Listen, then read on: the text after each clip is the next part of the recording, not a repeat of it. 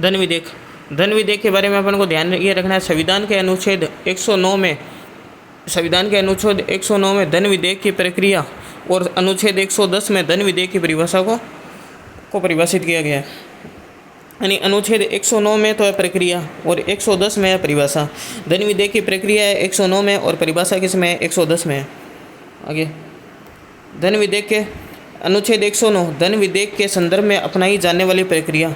धन विधेयक राष्ट्रपति की सिफारिश पर लोकसभा में पेश किया जाता है। पहला पॉइंट, धन विधेयक राष्ट्रपति की सिफारिश पर लोकसभा में पेश किया जाता है। लोकसभा से पारित होने के बाद उसे राज्यसभा के पास भेजा जाता है। यानी धन विधेयक केवल लोकसभा में आता है, लोकसभा में पेश किया जाता है।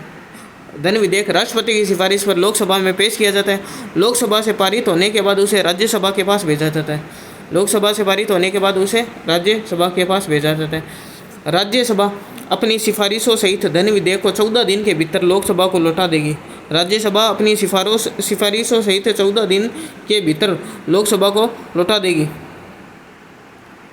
परंतु लोकसभा उन सिफारिशों को स्वीकार करने के लिए बाध्य नहीं है।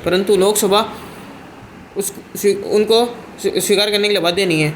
राज्यसभा के पास धन विधेयक के संदर्भ में प्रतिबंधित शक्तियाँ है। यह धन विधेयक को अस्वीकृत या संशोधित नहीं कर सकती, ये केवल सिफारिश कर सकती है। ध्यान रखना, राज्यसभा धन विधेयक का कुछ भी नहीं कर सकती, केवल सिफारिश कर सकती है, ये कर लो, बाकी कुछ ही उसके हाथ में नहीं है। सारा हाथ काम किसमें है? लोकसभा में। धन विधेयक राष्ट्रपति की सिफारिश पर लोकसभा में पेश किया जाता है। लोकसभा से पारित होने के बाद उसे राज्यसभा के पास भेजा जाता है। फिर राज्यसभा केवल क्या कर सकती है? सिफारिश कर सकती है।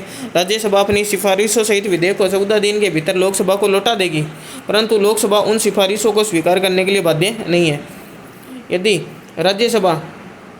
राज्यसभा इस विधेयक को 14 दिन तक वापस नहीं करती तो वह दोनों सदनों से उसी रूप में पारित समझा जाएगा जिस रूप में वह लोकसभा से पारित किया गया था। यदि राज्यसभा इसको 14 दिन के भीतर वापस नहीं करती तो वह दोनों सदनों से उसी रूप से पारित समझा जाएगा जिस रूप से वह लोकसभा से पारित किया गया है। धन विधेयक की परिभाषा किसमें? 110 में है। प्रक्रिया किसमें? 109 में है। धन विधेयक की परिभाषा 110 में। अब एक चीज़ ये ध्यान रखना, कोई विधेयक धन विधेयक है या नहीं, इसका अंतिम निर्णय लोकसभा अध्यक्ष करता है। कोई विधेयक धन विधेयक है या नहीं, इसका अंतिम निर्णय कौन करता है? लोकसभा अध्यक्ष करता है।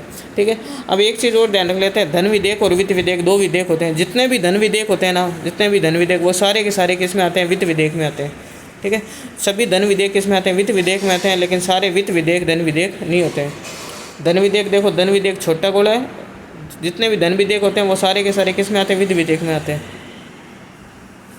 धन विधेयक के बारे में 2 आर्टिकल है, 109 में प्रक्रिया और 110 में परिभाषा। ठीक है। अब आगे चलते हैं वित्त विधेयक। वित्त विधेयक के बारे में ध्यान रखना है, इसका उल्लेख किसमें? अनुच्छेद 117 में। अनुच्छेद 117 में। आगे ये पॉइंट पहले बता दिया था, सभी धन विधेयक वित्त विधेयक होते हैं। सभी धन विधेयक क्या होते हैं? सभी धन विधेयक वित्त विधेयक होते हैं। संसद के सत्र